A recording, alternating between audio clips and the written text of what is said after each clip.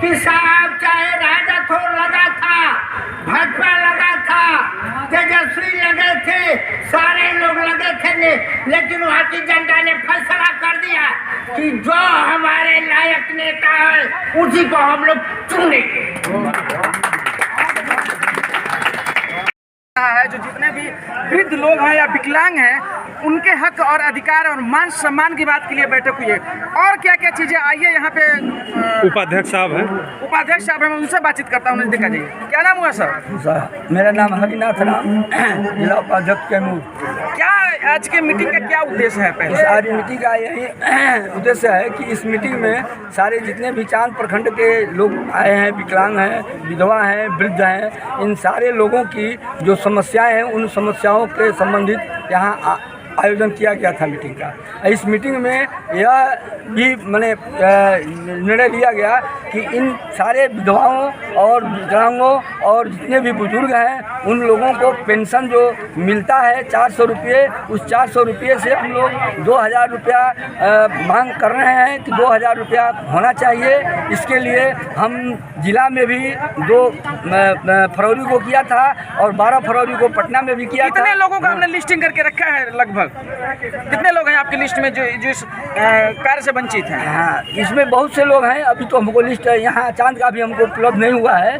चांद का उपलब्ध हो जाएगा कि कितने लोगों का है अभी बाकी और कितने लोगों का मिल रहा है, इसकी सूची अभी मुझे प्राप्त नहीं है। लेकिन मैं कोशिश किया हूँ कि यहाँ के जितने भी लोग का बाकी है उन सभी बाकी लोगों को जो पेंशन नहीं मिल रहा है उन लोगों को पेंशन दिलाने के लिए मैं वीडियो साहब से बात करके उन सारे बाकी लोगों को पेंशन दिलाने के लिए, ऑनलाइन कराने के लिए मेरा प्रयास है। क्या सर कैंप लगा के कार्य किया जाएगा या? बिल्कुल बिल्कुल, या मैं हर जगह की वीडियो साहब से और एसडीओ साहब से और मैं डीएम साहब से भी मैं प्रस्ताव लाया हूँ कि इन सारे प्रखंडों के जितने भी गांव हैं उन गांव में पॉसिबल नहीं हो लेकिन पंचायत में वह शिविर लगा करके सारे जितने भी लोग हैं उन लोगों को फार्म भरवाया जाए और उन लोगों को वृद्धा पेंशन, विधवा पेंशन और दिव्यांग पेंशन दिया जाए। साथ ही साथ उन लोगों के जो लोग अंगूठा का निशान नहीं दे पाए हैं, नहीं उनको लग पाया है, उन लोगों का अंगूठे का सत्यापन करा करके अंगूठे के सत्यापन के माध्यम से रुके हुए पेंशन को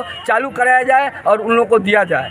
क्या लगता है ये केवल भाषणबाजी तक रहेगा कि नहीं, इसमें कुछ कार्य होने वाले हैं? मैं इसके लिए हर प्रखंड में मैं दौरा कर रहा हूँ और मैं अभी एसडीओ साहब के यहाँ गया था। एसडीओ साहब से भी मैंने वार्ता किया है कि श्रीमान मैं हर प्रखंड में मीटिंग करूँगा और हर प्रखंड की जो समस्या है उन समस्याओं के लिए बीडीओ साहब, सीओ साहब और थाना सभी को इसमें इन्वॉल्व होना पड़ेगा। चैनल के माध्यम से जो लोग आपको सुन रहे हैं, जी जी, जो विकलांग और जो हमारे वृद्ध लोग हैं उनको क्या सांत्वना देना चाहते हैं दूसरे मीटिंग के लिए?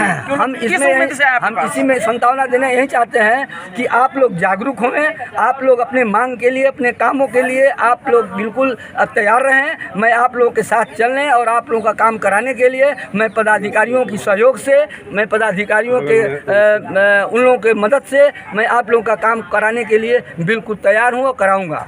इस जो बैठक के संयोजक हैं माननीय अर्जुन सिंह कुशवाहा, वो हमारे बीच मौजूद हैं। मैं उनसे जानना चाहता हूं कि जो आपने इतने अच्छे विचार लेके समाज में आए हैं और इनके बारे में सोचने का आपको जो मौका मिला है, ये पहला सोच कहां से उपज हुआ सर? सर पहले तो मैं विकल्प कुमार और BRG टीवी चैनल को मैं धन्यवाद देता हूं और अमर बहादुर सिंह जो है पारी दुनिया जो यूट्यूब चैनल के हैं उनको भी मैं आभार प्रकट करते हुए आप लोगों ने अपना बहुमूल्य समय दिया। मैं इस तरह की बात जो है इन लोगों की मीटिंग में ही शरीक होकर के, जिला और प्रदेश की मीटिंग में शरीक होकर के इन लोगों ने कहा जी भाई कुछ अब तो हम इस संबंध में अब जिम्मेवारी हमारी भी बनती है। जो अब बहुत सारे राजनीतिक में हमने मंचों पर हमने काम किया, अब 60 वर्ष के बाद अब हम कुछ बुजुर्गों के लिए, विधवाओं के लिए, विकलांगों के लिए कर दिया जाए। मैं इन लोगों से प्रोत्साहित होकर के मैंने स्वयं इन लोगों से निवेदन करके आयोजन रखा। इस कार्य को जब तक मैं जिंदा रहूँगा, मेरे खून का कतरा कतरा मैं इन लोगों को भी, असहाय और विकलांगों जो भी विधवा है इनकी मदद के लिए गुजरे। क्या लगता है कि जो आप ये प्रयास कर रहे हैं कितना % सफल होने वाला है? देखिए, मैं लगभग अनुभव कर रहा हूँ, मैं जितना भी काम कर चुका हूँ पूरे बीते दिनों में एज में लगभग सफल ही रहा हूँ। तो आदमी जब प्रयास करेगा तो अपनी मंजिल तक पहुँचेगा, बशर्ते प्रयास होनी चाहिए और जिन लोगों के लिए प्रयास कर रहे हैं उनका सहयोग भी होना। सर आज कितने लोगों का आपने रजिस्टर पे नाम लिखा है और आधार कार्ड भी लिया गया है? नहीं, आधार कार्ड इसलिए नहीं लिया गया क्योंकि जिनकी समस्या हमारे पास कम से कम 10-15 लोगों की आई है, उन लोगों का नाम अंकित किया गया है। कम से कम इस बैठक में 400-450 लोगों ने, कुछ लोग साइन किए, कुछ लोग नहीं किए।